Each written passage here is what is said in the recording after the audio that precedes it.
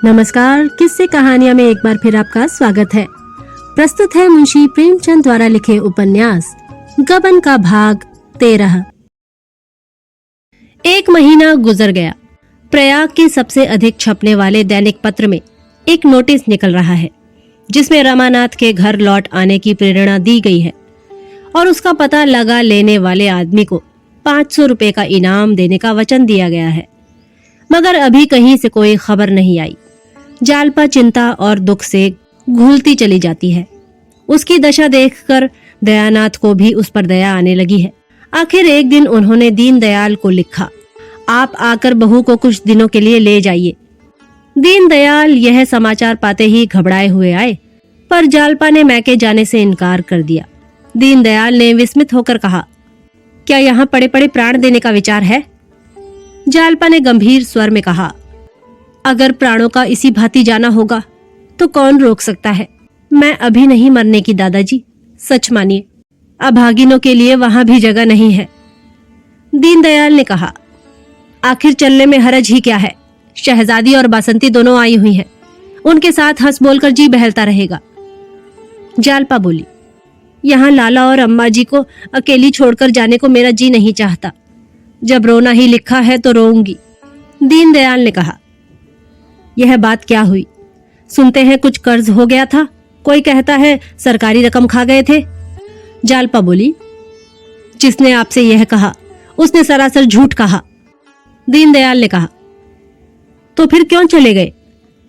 जालपा बोली, यह मैं बिल्कुल नहीं जानती, मुझे बार बार खुद यही शंका होती है। दीनदयाल बोले, लाला दयानाथ से तो झगड़ा नहीं हुआ?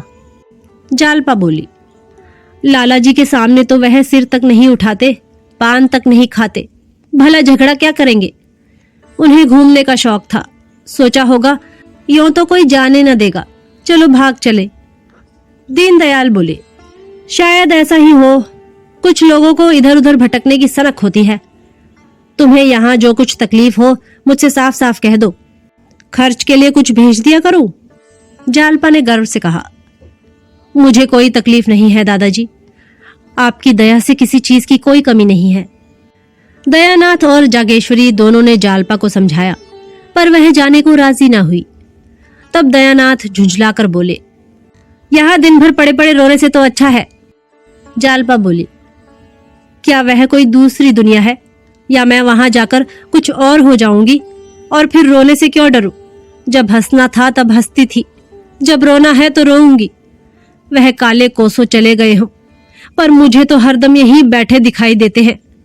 यहाँ वे स्वयं नहीं हैं, पर घर की एक एक चीज में बसे हुए हैं। यहाँ से जाकर तो मैं निराशा से पागल हो जाऊंगी। दीनदयाल समझ गए, यह अभिमानिनी अपनी टेक ना छोड़ेगी। उठकर बाहर चले गए।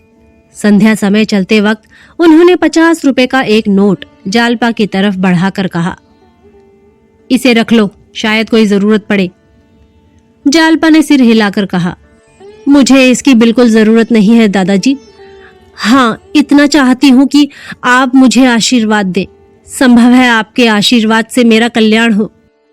दीनदयाल की आंखों में आंसू भर आए। नोट वहीं चारपाई पर रखकर बाहर चले आए। क्वार का महीना लग चुका था।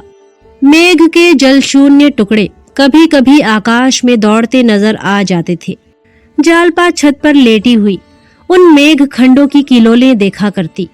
चिंता व्यथित प्राणियों के लिए इससे अधिक मनोरंजन की और वस्तु ही कौन है। बादल के टुकड़े भांति भांति के रंग बदलते, भांति भांति के रूप भरते, कभी आपस में प्रेम से मिल जाते, कभी रूठ कर अलग अलग हो जाते, कभी दौड़ने लगते, कभी ठिठक जाते। जालपा सोचती, रमानाथ भी कहीं बैठे यही मेघ क्रीड़ा देखते होंगे। इस कल्पना में उसे विचित्र आनंद मिलता। किसी माली को अपने लगाए पौधों से, किसी बालक को अपने बनाए हुए घरौंदों से जितनी आत्मीयता होती है, कुछ वैसा ही अनुराग उसे उन आकाशगामी जीवों से होता था। विपत्ति में हमारा मन अंतर्मुखी हो जाता है। जालपा को अब यही शंका होती थी कि ईश्वर ने मेरे पापों का यह दंड दिया है।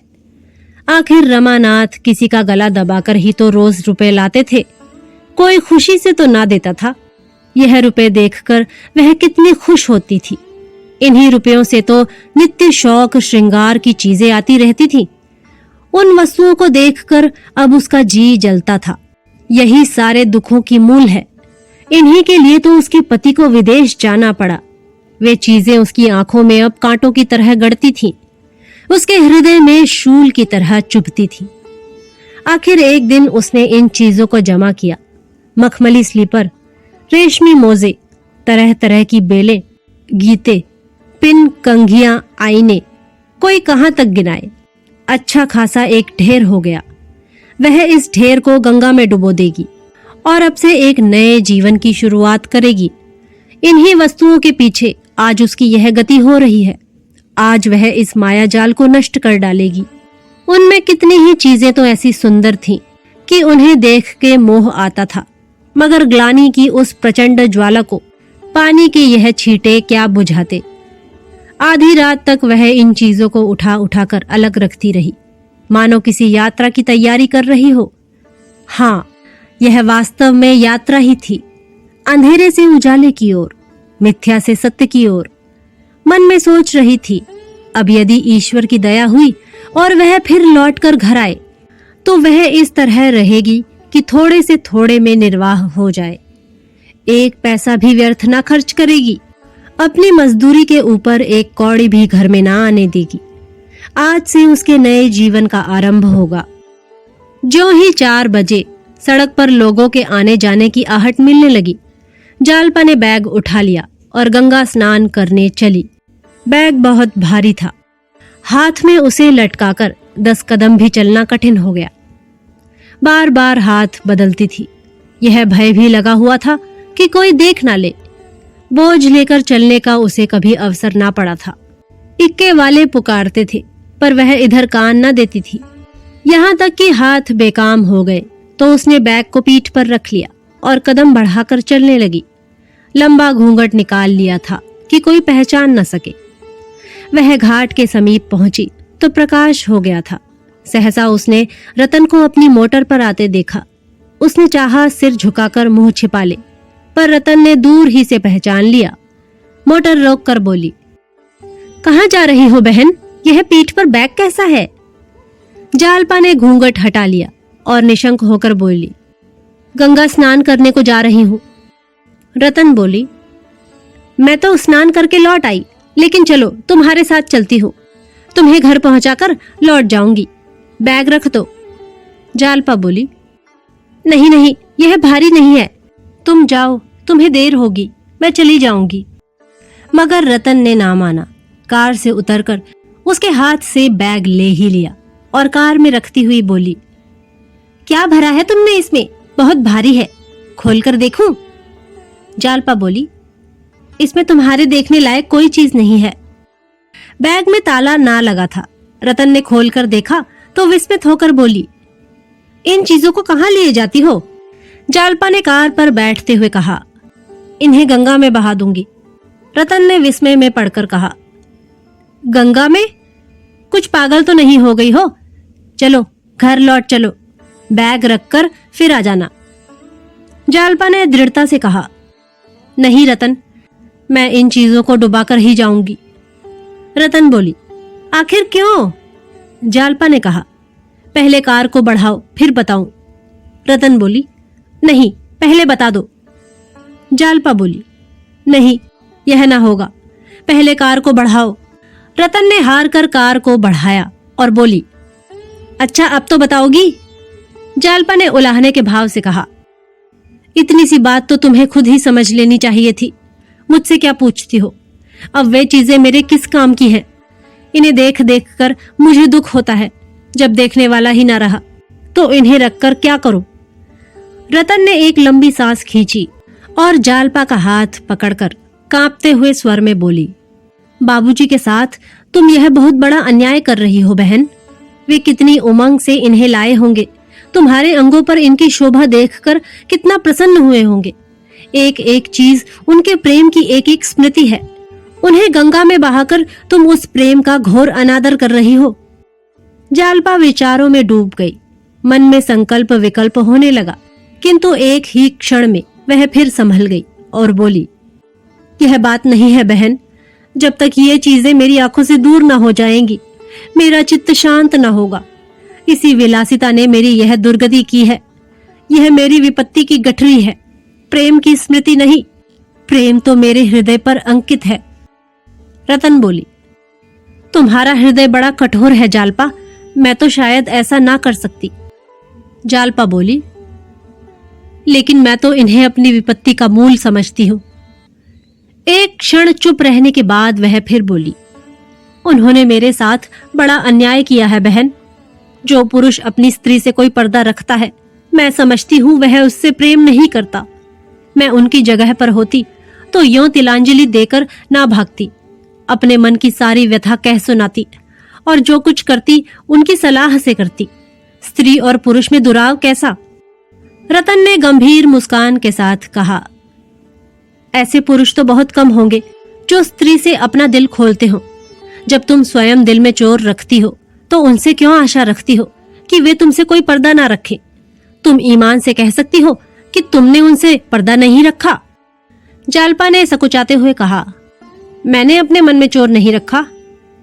रतन ने जोर देकर कहा, झूठ बोलती हो, बिल्कुल झूठ। अगर तुमने विश्वास किया होता तो वे भी खुलते। जालपा इस आक्षेप को अपने सिर से ना टाल सकी।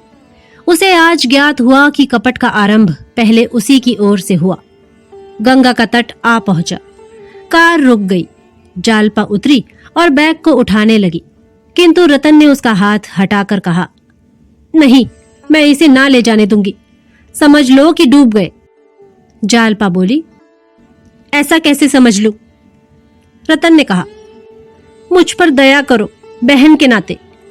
जालपा बोली, बहन के नाते तुम्हारे पैर धो सकती हूं, मगर इन कांटों को हृदय में नहीं रख सकती।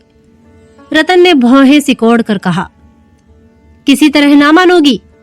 जालपा ने स्थिर भाव से कहा, हां, किसी तरह नहीं। रतन ने विरक्त होकर मुंह उधर कर लिया। जालपा ने बैग उठा लिया और तेजी से घाट से उतरकर जल तट तक पहुंच गई। फिर बैग को उठाकर पानी में फेंक दिया। अपनी निर्बलता पर यह विजय पाकर उसका मुख प्रदीप्त हो गया। आज उसे जितना गर्व और आनंद हुआ, उतना इन चीजों को पाकर भी न हुआ था। उन असंख्य प्राणियों में जो इस समय स्नान ध्यान कर रहे थे, कदाचित किसी को अपने अंतःकरण में प्रकाश का ऐसा अनुभव ना हुआ होगा। मानो प्रभात की सुनहरी ज्योति उसके रोम रोम में व्याप्त हो रही है।